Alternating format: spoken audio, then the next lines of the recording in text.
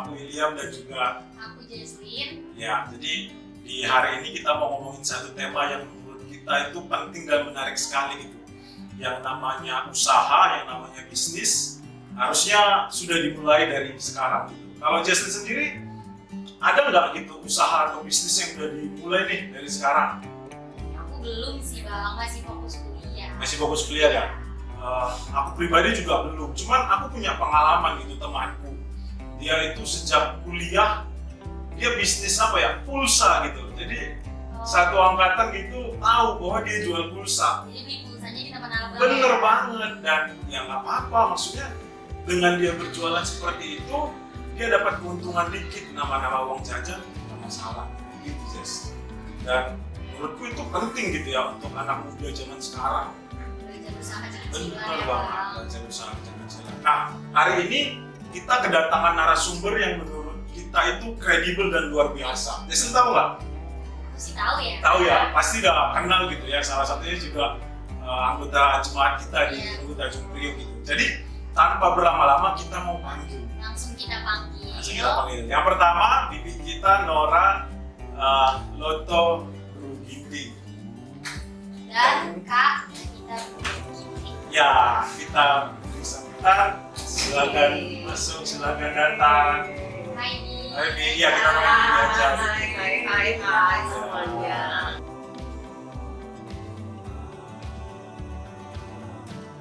Sehat ya Bi, berdoa ya. Sehat. Iya, terima kasih nih. Kita sudah diberikan kesempatan untuk bisa berbincang sedikit-sedikit tentang yang namanya dunia usaha dan anak muda. Nah, mungkin satu pertanyaannya Bi, bagaimana sebenarnya kita sebagai anak muda ini bisa memulai usaha kita gitu? Karena kan kebanyakan orang takut untuk memulai. Menurut Bibi itu gimana? Ya, Bibi juga memang dari waktu ke waktu masih sering juga belajar juga ya. Tapi dari beberapa pengalaman, utamanya sebenarnya kalau Bibi banyak berinteraksi baik dari pelaku UMKM maupun juga pengusaha-pengusaha sukses, itu mungkin bisa dimulai katanya itu belajar usaha dari sesuatu yang kita suka. Dari sesuatu yang kita suka, hobi gitu ya. Nah misalnya ya, sukanya apa? Misalnya kita suka misalnya koleksi sepatu gitu ya. Nah itu lama-lama kalau kita suka kan kita tahu kan sepatunya seperti apa gitu kan, modelnya. Terus kalau dia nyaman, sepatu yang seperti apa gitu ya. Terus yang murah gimana gitu kan. Nah lama-lama katanya akhirnya kita bisa mendapatkan sepatu kualitas baik dengan harga yang kompetitif. Nah ternyata orang lain mungkin susah mendapatkan itu. Nah karena apa? Karena kita suka gitu, jadi kita explore lebih dalam. Nah jadi yang penting adalah memang kita menyukai gitu ya sesuatu. Mulai dengan suka mengembangkan apa yang kita minati seperti itu.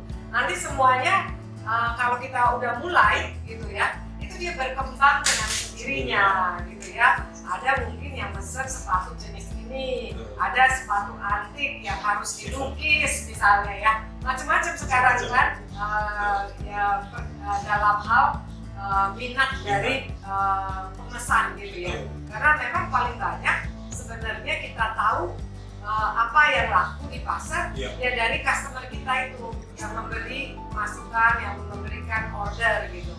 Jadi kunci yang pertama juga memang harus segera dimulai kalau memang kita mau menjadi pengusaha gitu.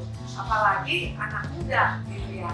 Saat ini kan anak muda itu mungkin belum berpengalaman gitu ya. Nah, jadi kalau mulai dari awal itu kan pengalaman nanti yang membuat dia semakin berisilah, berpengetahuan gitu ya. Dan nanti kalau makin dia dewasa gitu ya, itu dia udah kaya pengalaman daripada misalnya kita nunggu sampai tua dulu gitu ya. Padahal sudah tua tenaga kita berkurang gitu ya. Tidak udah energi lagi gitu ya. Nah, dan udah siap-siap juga mau hidup tenang gitu. Padahal usaha banyak juga bersentuhan dengan risiko gitu. Nah, jadi kalau saya sendiri secara pribadi mulailah dalam waktu usia kita muda gitu ya, supaya kita menjadi seorang yang berpengalaman dan tentunya akan terbuka kesempatan-kesempatan yang lebih luas. Ya, jadi gitu ya teman-teman, dimulai dari apa yang kita suka, kemudian berani untuk memulai. Gitu ya, Sis? Iya. Kalau nggak berani memulai, nggak mulai. nggak tahu hasilnya, ya cuman di pikiran aja, bisnis itu nggak jalan. Kalau menurut Levita, gimana nih? Ya. Sekarang di era sekarang itu entrepreneur itu adalah anak-anak milenial. Ya, anak-anak milenial yang punya yang punya insight dan kemauan dan yang agak berani juga resiko, ya seperti itu. Jadi kita lihat sekarang pelaku daripada entrepreneur baru adalah anak-anak muda atau anak-anak milenial. Memang kita sekarang dari franchise pun yang banyak menjadi pelakunya adalah anak milenial dan orang yang mau pensiun. Karena orang mau pensiun pun lagi siap-siap nih. Saya habis pensiun kan nggak mungkin saya diam aja. Berarti saya harus mempunyai sesuatu yang menjadi aktivitas saya sehari-hari. Nah, itu juga yang anak milenial sekarang, walaupun mereka lulusan luar negeri, nah mereka juga tidak mempunyai, anak milenial sekarang punyanya jiwa entrepreneur, bukan jiwa pegawai. Sekalipun dia diterima di satu perusahaan besar, perusahaan internasional, ya, tapi dia nggak tergerak situ, dia mau menjadi dirinya sendiri, bebas begitu. Padahal mungkin dia sekolahnya finance, dia diterima di satu perusahaan finance yang sifatnya multinasional, tapi dia pikir daripada ilmu saya untuk multinasional, dengan ilmu saya itu untuk bisnis saya, kan seperti itu. Sehingga mereka melakukan yang namanya UMKM. Tentu memulai satu bisnis kan nggak langsung bisnis besar ya, jadi bisnis kecil. Nah, tadi dikatakan memang melakukan bisnis itu selalu dengan passion sendiri. Selain dengan passion, anak muda sekarang ini sadar kan kreatif banget. Kemarin saya bertemu dengan anak kuliah lulusan UI. Mereka menjual baju kaos yang etnik.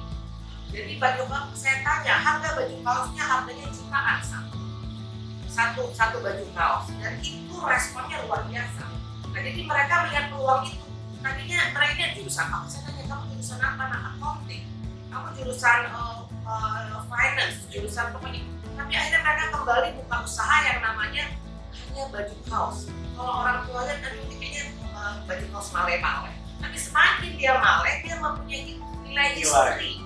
Historinya yang luar biasa, itu yang membuat harga produk itu menjadi mahal. Nah, itulah anak-anak muda sekarang bisa menangkap peluang. Anak-anak muda saya itu bisa lebih kreatif gitu. Jadi mereka bisa menjadikan sesuatu yang biasa menjadi yang luar biasa. Nah, jadi dengan adanya contoh-contoh anak muda yang merupakan entrepreneur baru, itu bisa menjadi teladan buat teman-teman semuanya yang belum memulai usaha. Apapun background kalian bukan jadi jaminan. Tapi bukan saya bilang jangan kuliah, enggak. Kuliah bidang apapun, tapi kalian bisa melakukan bisnis tersebut. Begitu. Contohnya, saya aja bidang hukum, tapi saya nggak terjun di hukum, saya terjun di bisnis. Jadi apapun bidang kalian nggak usah khawatir.